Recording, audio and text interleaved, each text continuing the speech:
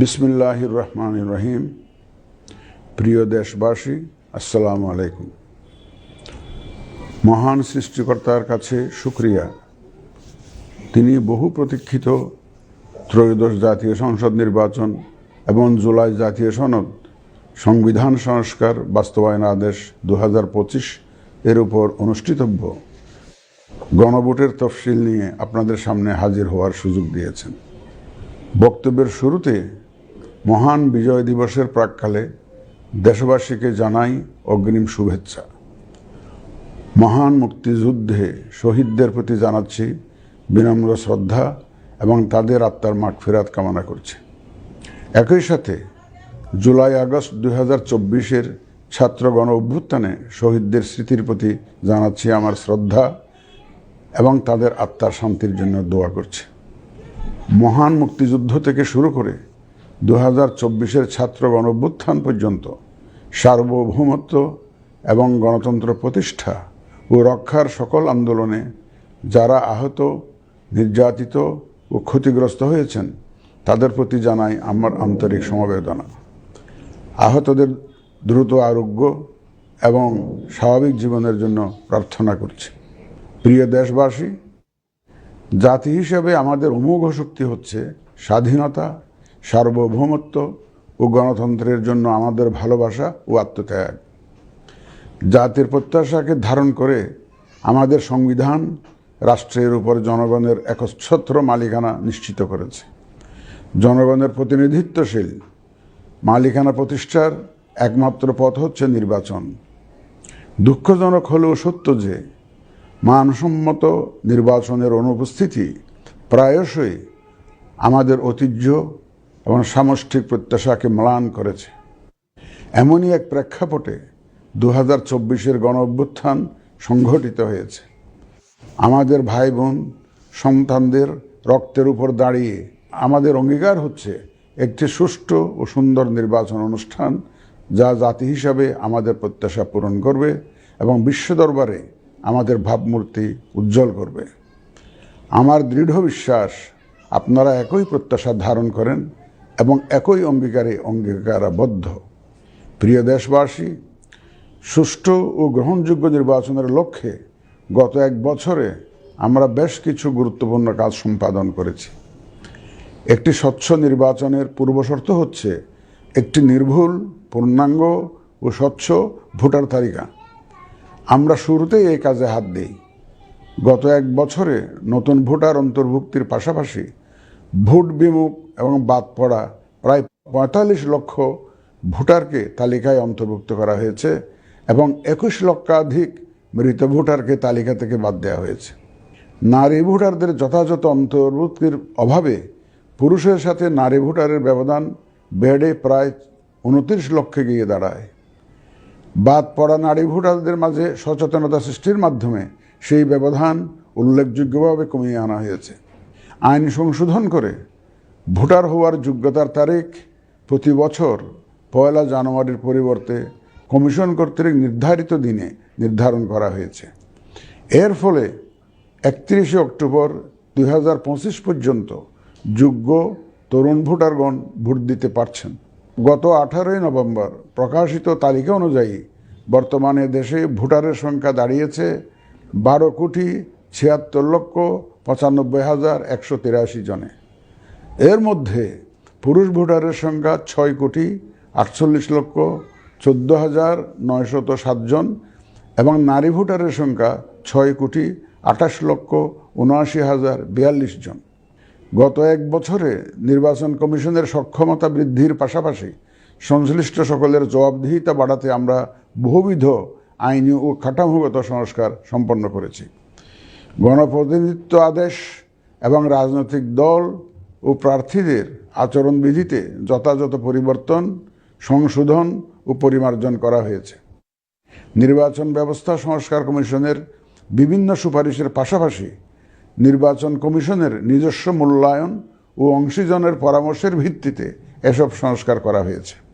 এই উদ্যোগ সফলভাবে সম্পন্ন করতে সহযোগিতার জন্য আমি অন্তর্বর্তীকালীন সরকার, নির্বাচন ব্যবস্থা সংস্কার কমিশন ও জাতীয় ঐকমত্য কমিশন সহ সকল অংশীজনদের জানাই আমার কৃতজ্ঞতা।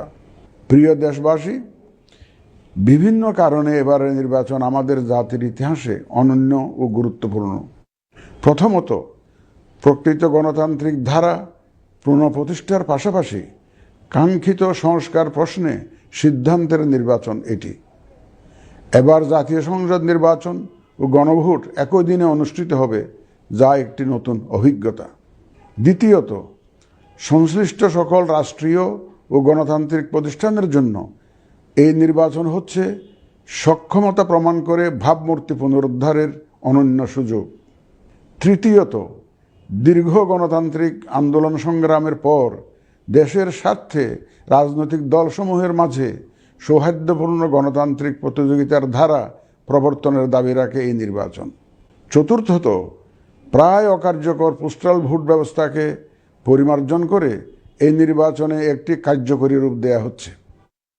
বিশেষ করে বাংলাদেশের অন্যতম চালিকা শক্তি আমাদের রেমিটেন্স যোদ্ধা তথা প্রবাসী বাংলাদেশি ভোটারদের প্রথমবারের মতো ভোটের আওতায় আনা হচ্ছে।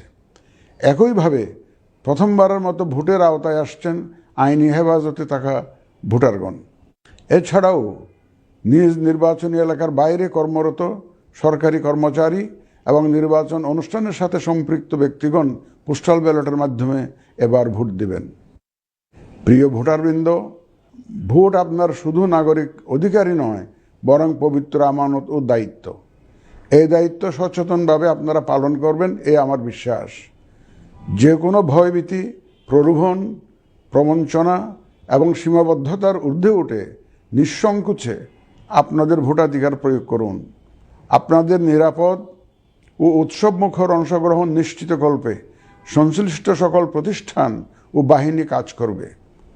ধর্ম, গোত্র, গোষ্ঠী, লিঙ্গ নির্বিশেষে সকলে এই আনন্দ আয়োজনে অংশগ্রহণ করুন।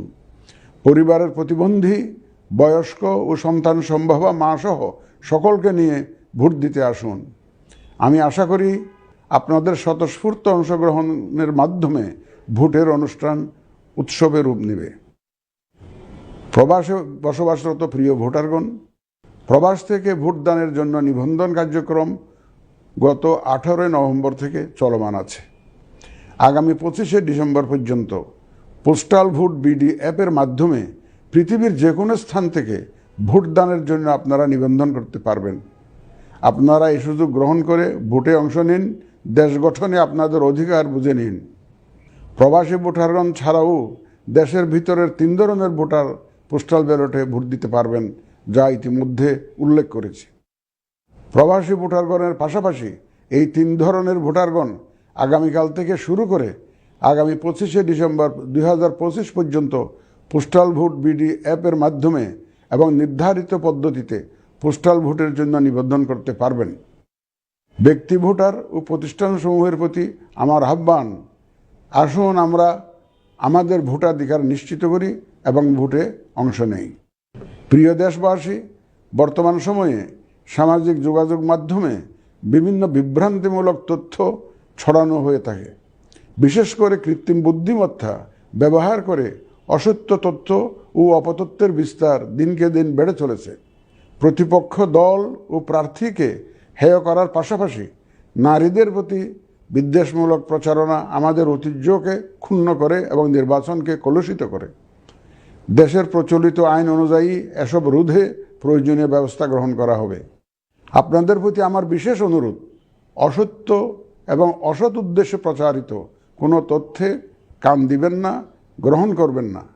মনে রাখবেন, অসত্য তথ্য শেয়ার করাও শাস্তিযোগ্য অপরাধ।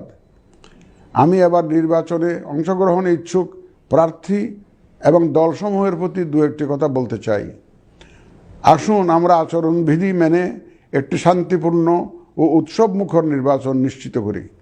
শান্তিপূর্ণ সহাবস্থান এবং পারস্পরিক শ্রদ্ধা নিশ্চিত করে ভোটারদের বিশ্বাস ও আস্থা অর্জনই হোক আপনাদের লক্ষ্য। নির্বাচনে দায়িত্ব পালনকারী প্রিয় সহকর্মীবৃন্দ, নির্বাচন কমিশন স্বচ্ছতা, নিরপেক্ষতা এবং দৃঢ়তার সাথে দায়িত্ব পালনে বদ্ধপরিকর। কমিশনের অংশ হিসাবে আপনারা নির্ভয়ে সততা ও নিরপেক্ষতার সাথে দায়িত্ব পালন করবেন। মনে রাখবেন, এ ব্যাপারে কোনো শিথিলতা বা গাফিলতি সহ্য করা হবে না। একটি সুন্দর ও গ্রহণযোগ্য নির্বাচন অনুষ্ঠানে সংবাদ মাধ্যম ও পর্যবেক্ষক সংস্থার সহকর্মীদের ভূমিকা অপরিসীম। আপনারা স্বাধীনভাবে সর্বোচ্চ পেশাদারিত্ব, নিরপেক্ষতা ও বস্তুনিষ্ঠতার সাথে আপনাদের দায়িত্ব পালন করবেন, এটিই আমাদের প্রত্যাশা। প্রিয় দেশবাসী, আমি এই পর্যায়ে নির্বাচনী তফসিল তথা নির্বাচন সংক্রান্ত সময়সূচি ঘোষণা করছি। আগামী 2026 সালের ফেব্রুয়ারি মাসের 12 তারিখ রোজ বৃহস্পতিবার 300 আসনে ত্রয়োদশ জাতীয় সংসদ সাধারণ নির্বাচন এবং একই সাথে জুলাই জাতীয় সনদ সংবিধান সংস্কার বাস্তবায়ন আদেশ 2025-এর উপর গণভোট অনুষ্ঠিত হবে। ত্রয়োদশ জাতীয় সংসদ নির্বাচনের জন্য মনোনয়নপত্র দাখিলের শেষ তারিখ আগামী 29 ডিসেম্বর 2025 রোজ সোমবার। মনোনয়নপত্র বাছাই হবে আগামী 30 ডিসেম্বর 2025 রোজ মঙ্গলবার হতে 4 জানুয়ারি 2026 রোজ রবিবার পর্যন্ত। রিটার্নিং অফিসারের আদেশের বিরুদ্ধে কমিশনে আপিল দায়েরের শেষ তারিখ 11 জানুয়ারি 2026 রোজ রবিবার। কমিশনে দায়েরকৃত আপিল নিষ্পত্তির তারিখ 12 জানুয়ারি 2026 রোজ সোমবার থেকে 18 জানুয়ারি 2026 রোজ রবিবার পর্যন্ত। প্রার্থিতা প্রত্যাহারের শেষ তারিখ 20 জানুয়ারি 2026 রোজ মঙ্গলবার। রিটার্নিং অফিসার কর্তৃক চূড়ান্ত প্রার্থী তালিকা প্রকাশ ও প্রতীক বরাদ্দ 21 জানুয়ারি 2026 তারিখ রোজ বুধবার। নির্বাচনী প্রচারণা চলবে 22 জানুয়ারি 2026 রোজ বৃহস্পতিবার হতে ভোট গ্রহণ শুরুর 48 ঘন্টা আগ পর্যন্ত তথা আগামী 10 ফেব্রুয়ারি 2026 রোজ মঙ্গলবার সকাল 7:30 পর্যন্ত। ভোট গ্রহণ হবে 2026 সালের ফেব্রুয়ারি মাসের 12 তারিখ রোজ বৃহস্পতিবার। নির্বাচন প্রক্রিয়ায় সকল রাজনৈতিক দল ও প্রতিদ্বন্দ্বী প্রার্থী সহ ভোটারদের আন্তরিক অংশগ্রহণ ও সক্রিয় সহযোগিতা কামনা করছি। সকলের প্রতি আমার আহ্বান, আসন্ন ত্রয়োদশ জাতীয় সংসদ নির্বাচন ও গণভোট সফল করে আমাদের গণতান্ত্রিক অগ্রযাত্রায় ঐতিহাসিক ভূমিকা রাখুন। মহান আল্লাহ আমাদের সহায় হন।